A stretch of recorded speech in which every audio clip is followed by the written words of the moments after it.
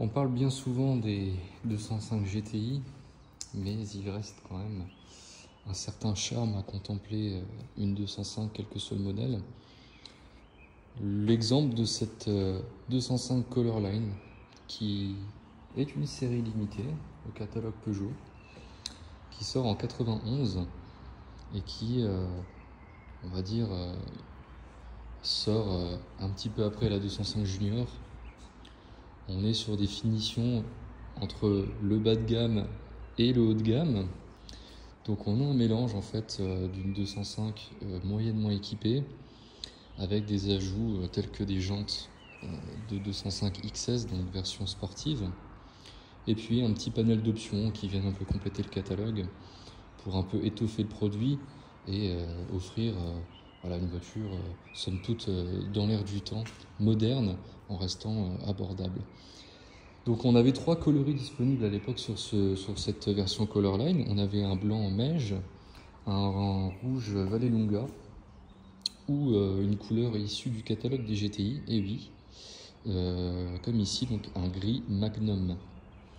On avait toute une sérigraphie qui était spécifique au modèle, donc les monogrammes Colorline qui courent tout le long de la carrosserie, et on avait aussi le petit écusson, le petit badge de coffre, voilà, qui venait un petit peu parfaire le blason de la voiture et son identité, sa signature, on va dire.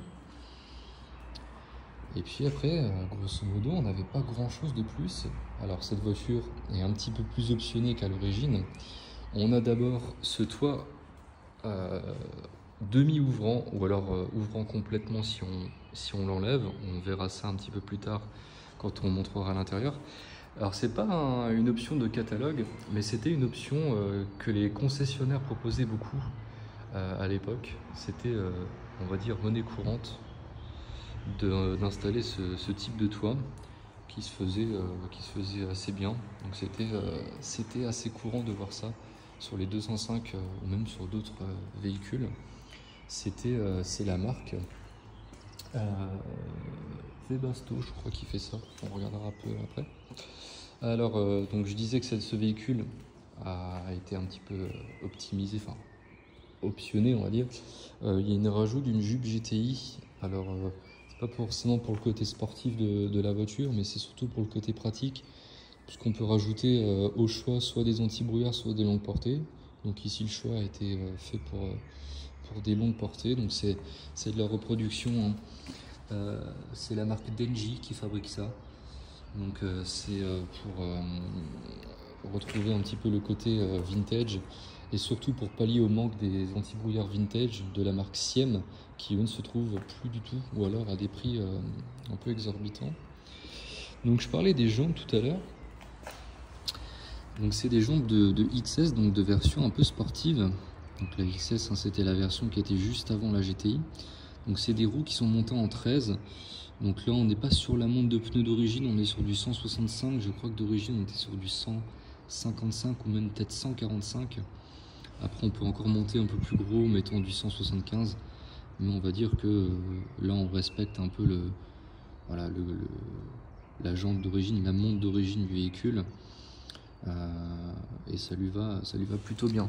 On a les petites bavettes aussi Peugeot, accessoire d'époque, qui a été rajouté. Voilà, ça évite des petites projections qui malheureusement elles ont déjà été effectuées au fil du temps. Donc c'est un véhicule qui est pas neuf, hein, c'est un véhicule qui a un peu plus de 30 ans. Elle est de 92, elle est de juillet 92. On va passer à l'intérieur. Donc intérieur spécifique, hein, donc les Colorline, je parlais des coloris juste avant. Donc on avait 3 coloris, donc blanc, rouge et gris, et on avait donc des moquettes spécifiques qui étaient différentes selon les couleurs. Donc pour le gris, c'était une moquette verte qu'on retrouve aussi sur les versions Green ou Lacoste. On avait sur le rouge une moquette rouge, et on avait sur le blanc une moquette bleue. On avait une sellerie spécifique, donc le modèle, le tissu, c'est le tissu Harlequin. Une petite sellerie spécifique, donc c'est pas des sièges qui sont baquets, hein, c'est des sièges de 205, tout ce qu'il y a de plus basique. La petite moquette verte, voilà. Celle-ci a très très bien vieilli, elle est encore très verte, elle n'est pas devenue blanche avec le temps. Je vais me mettre en grand angle pour vous faire un peu profiter de l'intérieur. Donc l'intérieur, le volant a été changé aussi. Donc pour un volant de la marque Momo, ça donne un petit côté vintage à la voiture. Ça dénature pas trop le style. Le pommeau aussi a été changé puisque le pommeau d'origine était cassé. C'est la maladie sur les 205. Donc là, il y a un pommeau qui a été rajouté avec la grille de boîte de vitesse en fond vert. Alors que d'origine, c'est blanc. Mais ça donne un petit rappel de la moquette. Voilà. On pourrait aussi éventuellement mettre des ceintures vertes de green. Mais bon, ça c'est un détail. Donc on n'avait pas de boîte à gants sur cette version, comme je le rappelle, on reste sur une 205 quand même d'entrée de gamme, donc pas de boîte à gants, lève-vitre manuel, réglage des rétroviseurs manuels, que je crois pas que c'est existé en version automatique sur 205, mais je peux me tromper. Une platine avec 3 boutons seulement, forcément, un cendrier avec son allume-cigare. Donc d'origine, il y a donc le câblage pour la radio, mais quand moi j'ai eu la voiture, elle avait un vide-poche. Donc moi je l'ai remplacé par un autoradio, voilà, qui lui est un petit peu plus dans l'air du temps, un peu plus moderne on va dire, mais bon, ça rajoute un petit peu de confort quand même. À l'arrière, on a de la place, et je parlais donc avant du fameux toit ouvrant. Donc ça s'ouvre comme ceci. Donc on a une première position et on a la grande position. Et après, avec le loquet rouge, on peut enlever donc cette partie, lever le toit complètement et le tirer en arrière. Et donc après, on va dire comme une targa, on peut lui enlever le toit complètement. Donc là, la vitre est mouchetée. J'ai trouvé une autre vitre en casse, donc qui n'est pas mouchetée mais qui est fumée. Donc ça permet un peu de varier les plaisirs. Voilà, des miroirs de courtoisie donc pour le conducteur. Voilà. Également pour le passager. Voilà, une petite lumière. Et puis on était à peu près complet sur l'équipement du véhicule. On va passer à la partie moteur. Je vais vous en parler aussi. Parce que la version Colorline a eu le droit à 2 motorisations, pas plus, pas moins.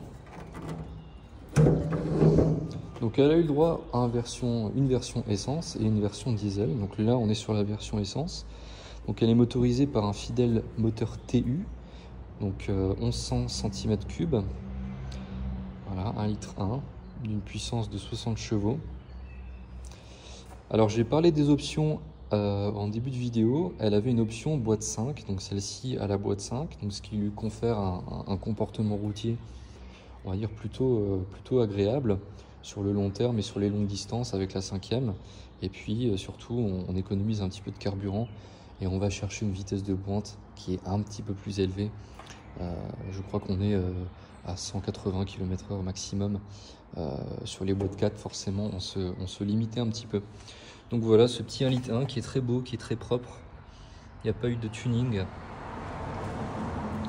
Il est complètement dans son jus. Voilà, bien entretenu. Les entretiens réalisés à temps. La simplicité même de cette voiture me bluffera toujours.